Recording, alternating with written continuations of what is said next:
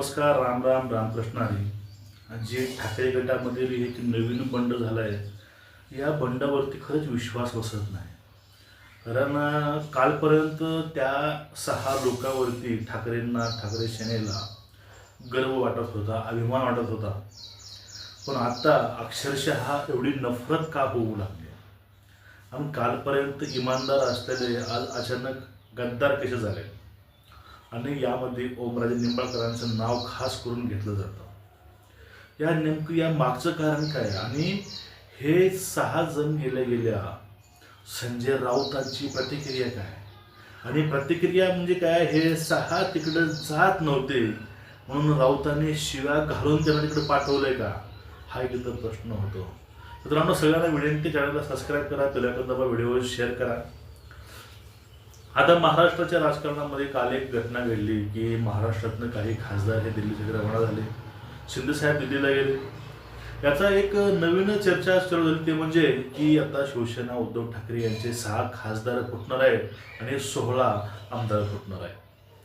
त्यामध्ये देसाई, वाजे आणि अरविंद सावंत हे 3 फक्त मातोश्रीवर राहणार आहेत. बाकीचे जे आहेत उरलेले 6 जण यांनी आपला गट अलग स्थापन करणार की भाजपमध्ये जाणार की शिंदे सोबत जाणार, हे अजून काही यावरती अपडेट आले नाही. पण हे 6 लोक यांनी आपला जो संसार वेगळा थाटला आहे ठाकरेपासून. यामध्ये जर कारण म्हणायचे गेले तर कारण तेच सेम कारण, वेळ नसणे, नेतृत्व, ह्या गोष्टी. पण हे जे काही आहे हे जाणार हे 7 ते 8 महिन्यापासून चालू होतं. यात ऑपरेशन टायगर होईल, ऑपरेशन टायगरमध्ये हे लोक या ठिकाणी जातील. पण ते ह्या मधल्या काळामध्ये जर ह्या ज्या गोष्टी आहेत ह्या गोष्टी चालू होत्या तर तेवढा टाईम, तेवढा वेळ उद्धव ठाकरेंनी ते शेरेंनी जो झोपा काढले होते का. म्हणजे आपले खासदाराचे कारण काय आहेत. पाठीमागं ह्या सगळ्यांनी बोललं होतं की तुमचा आम्हाला वेळ भेटत नाही, तुमचं आम्हाला सहकार्य भेटत नाही. हे एका मातोश्रीवरच्या बैठकीमध्ये बोलले होते. त्यावेळी सर्वांची नाराजी ही आदित्य ठाकरेंसाठी होती. आता हे सगळी कारणं असताना यावरती काम न करता आपल्यामध्ये कमी काय नेमकी, ह्या कमी न बघता फक्त गाडा चालवायचा आहे आणि फक्त सत्ता भोगायची, फक्त खासदारकी घ्यायची आहे, फक्त पक्ष चालवायचे म्हणून काही लोक पक्ष चालवत आहेत. पण पक्ष चालवता जे आपले खासदार आहेत त्या खासदारांना, आमदारांना, कार्यकर्त्यांना आपण वेळ देतो का, हे सुद्धा पाहणं तेवढंच महत्वाचं आहे.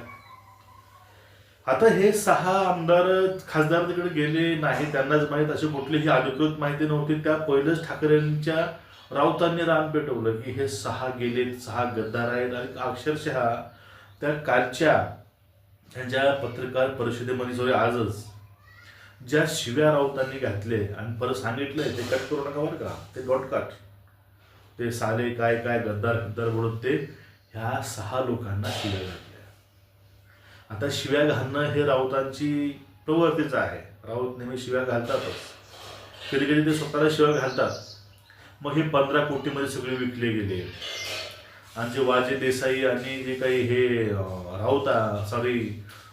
हे आहेत हे या ठिकाणी फुटले नाही, कारण यांची किंमत जास्त आहे. पण या ठिकाणी त्याच्या साईडला बसलेले सचिन वाजे म्हणतात, मला फोडण्यासाठी म्हणा किंवा तिकडे येण्यासाठी कुणीही विचारलं नाही, मला फोर्स केला नाही. तर यांना विचारलं असतं हे तिकडे गेले असते.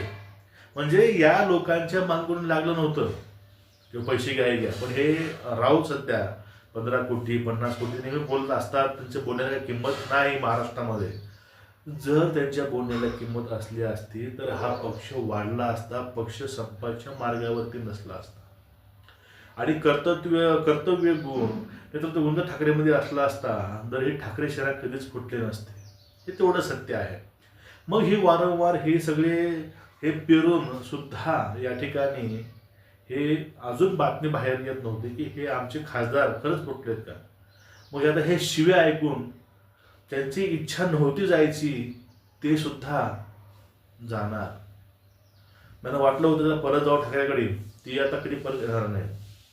कारण ह्या राऊतांनी शिव्या घालून त्यांना झाकून लावलेलं आहे. कुठल्या गोष्टी होत्या नव्हत्या, अफवा काय होत्या, पण ते काही असो, पण ते सगळं खरं समजून त्या लोकांना याने गद्दार ठरवलं. हे गद्दार कोण आहे, गद्दार कोण नाही हे वेळ सांगेल, आणि गद्दारी कोण केली हेही वेळ सांगेल. हिंदुत्वाचे आता ते बोलले की हिंमत आहे तर तुम्ही मशालीवरती निवडून या, तुम्ही मशालीवरती तुम्ही निवडून जिंका. अहो, मशाल असो, धनुष्यबाण असो, काही असो, तुम्ही पहिलं बोंब बोललात की चिन्ह चिन्ह, तुम्ही चिन्ह काय मागत होता, परत म्हणला चिन्ह का नसते, आमच्या माणसावरती असते. आता मशाली असो काही असो, त्यांच्या कामामुळं ते लोक निवडून आलेले आहेत, जे आलेले आहेत शिवसेनेचे ते खासदार आहेत ते. मग त्यांना कुणीकडून बोलतो काय माहिती आहे का, की सगळी ही ठाकरेंची फॅक्टरी आहे, हे गेले तर काय होणार आहे, आम्ही परत तयार करू, परत निर्माण करू. खरं अजून निर्माण करा. तुम्ही ह्या 10 ते 12 वर्षामध्ये किती नेते निर्माण केलेत हे दाखवा एक वेळेस. जवळचे आहेत तेच बाहेर गेले. तुम्ही फक्त नेता बनवलाय तो म्हणजे आदित्य ठाकरे, बाकी नेता तुम्ही बनला नाही. आणि ते नेते आहेत ते सगळे नेतेच आहेत. आणि भविष्यामध्ये या गटाचं भविष्य काय असणार आहे हे देव जाणे. आता उरले इनमीन तीन लोक कोण, हे राऊत, खास राऊत, वाजे, देसाई, हे ते 4 जे आहे, हे 4 फक्त आता उरलेले आहेत. आता राऊताचा कार्यकाळ संपणार आहे, ते घरी बसतील, आणि जे आमदार आहेत ते आमदार तर नक्की फुटणारच आहेत. अशा चर्चा ह्या चालू आहेत की अजून 16 आमदार यातनं बाहेर पडणार आहेत. म्हणजे 4 आमदार उरले. त्यामध्ये आदित्य ठाकरे, वरून देसाई, आणि जे आसपासच्या जवळचे होते गेलं वीरेंद्र नार्वेकर वगैरे, सॉरी, हे सगळं सोडलं तर यांच्याजवळ उरणार आहे काय, काहीच उरणार नाही. राऊतांशिवाय उरणार नाही काय. मग इथं सगळ्या गोष्टी पाहिल्या की राऊताचं धन्यवाद म्हणावं लागतं. एक महाजन काका जे आहेत त्यांनी एक पाठीमागे व्हिडिओ बनवला होता की जे संजय राऊत आहेत, हा संजय राऊत हा नेमका कोण आहे. संजय राऊत हे ध्यानचंद आहेत, ज्ञानचंद आहेत, हे फेकूचंद आहेत या भाषेमध्ये. ह्या सगळ्या गोष्टी यांच्या तोंडानं, यांच्या फेकण्यानं, यांच्या वाणीनं, यांच्या सगळ्या स्वभावामुळं म्हणा किंवा यांच्या नेतृत्वामुळं यांच्या शिवसेनेची वाट लागली. आणि जे काही उरली सुरली होती ती सुद्धा यांनी 12च्या भावामध्ये विकायला काढलेली आहे. आता नेमकं संजय राऊतांना हे शिवसेना वाढवायची होती की शिवसेना संपवायची होती, हा एक संशोधनाचा विषय आहे की यांना शिवसेनेचं करायचं काय होतं. आता शिवसेने तर संपल्यामध्ये जमा आहे, जे आहेत ते तिकडे गेलेत. या न्यूज कन्फर्म येत आहेत की त्यांनी जाऊन अर्ज दिलेला आहे सभापतीला, त्यावरती निर्णय दिलाही त्यांनी, गट स्थापन झालाही. पण ते जात नव्हते म्हणे, आणि ते तिकडे जात नसल्यामुळं त्यांना राऊतांनी शिव्या घालून तिकडे हाणून लावलं. अशापर्यंतच्या बातम्या या ठिकाणी माध्यमावरती येत आहेत. म्हणजे ह्या फुटीमागं कुठेतरी संजय राऊतच आहेत असं मला वाटते बरं का. तुमचं काय मत आहे?